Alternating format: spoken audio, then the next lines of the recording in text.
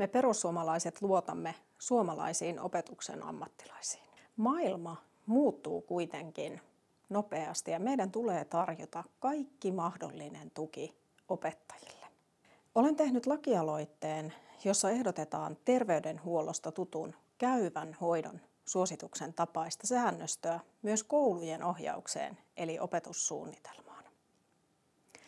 Opetussuunnitelma on hyvin väljä, eikä siinä määritellä hyvän ja kelpoisen opetuksen menetelmiä, tiloja ja tieteeseen perustuvia suosituksia esimerkiksi digiopetuksen määrästä. Opetusmenetelmien ja pedagogisten ratkaisujen tulee perustua aina tieteelliseen tutkittuun tietoon. Suosituksissa kirjattaisiin tarkempi kuvaus siitä, miten opetus käytännössä toteutetaan diginä vai kirjojen avulla, opettajajohtoisesti vai vapaasti, avotiloissa vai luokissa. Tällä hetkellä moni asia kouluissa on menossa aiempaa parempaan suuntaan. Kännykkälaki etenee, digiopetusmenetelmiä saa jopa kritisoida ja on kritisoitu julkisesti. Selkeät ohjeet kuitenkin antaisivat selkänojaa opettajille ja rehtoreille.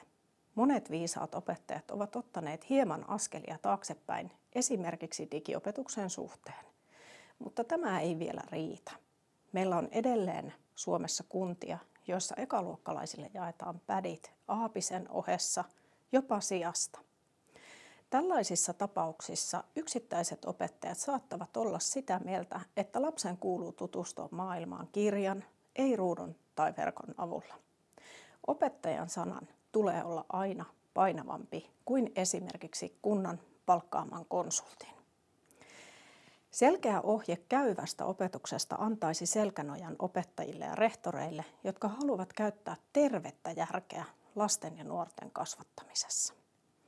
Esimerkiksi tutkija Aino Saarinen Helsingin yliopistosta on sanonut, että käyvän opetuksen ohjeet istuisivat mainiosti opetussuunnitelmaan. Saarinen on myös kiittänyt ajatustani monitieteisen riippumattoman tutkijaryhmän kokoamisesta käypiä ohjeita laatimaan.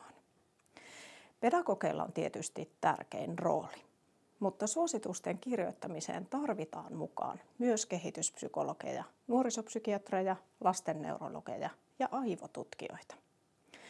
Aivotutkimuksesta väitellyt psykologian tohtori Mona Moisala on sanonut, että lasten ja nuorten kehittyvien aivojen oppimisrauha pitää taata.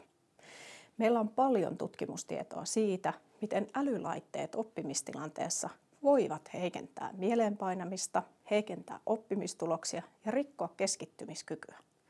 Varsinkin keskittymiskyvyn kehittyminen vaatii pitkäjänteistä älyllistä ponnistelua rauhallisessa ympäristössä, jossa digilaitteet eivät taistele oppijan huomiosta. Suomen koulutustason on katsottu olevan laskevalla trendillä jo 2000-luvun alkuvuosista lähtien. Mikäli haluamme pysäyttää oppimistulosten laskun ja kääntää tulokset nousuun, on meidän puututtava peruskoulua koskeviin ongelmiin. Suomen kouluissa on kirjavia käytäntöjä esimerkiksi digitalisaation hyödyntämisestä opetuksessa. Digilaitteiden käytön tulisi perustua tutkittuun tietoon niiden vaikutuksista, etenkin kun kyse on kehittyvistä lasten aivoista. Meillä on paljon tutkittua tietoa esimerkiksi käsinkirjoittamisen hyödyistä, mutta silti opetuksessa otetaan yhä enemmän käyttöön näppäimistökirjoittamista. Aivotutkimuksen ja kehityspsykologisen tutkimuksen tuottama tieto opetusmenetelmien vaikutuksista kehittyviin aivoihin tulisi huomioida paremmin. Tämän lakiehdotuksen johdosta Opetushallitus voisi luoda sekä lisätä opetussuunnitelman perusteisiin esimerkiksi niin sanotut käypä opetussuositukset, jotka perustuvat riippumattomaan tutkimustietoon.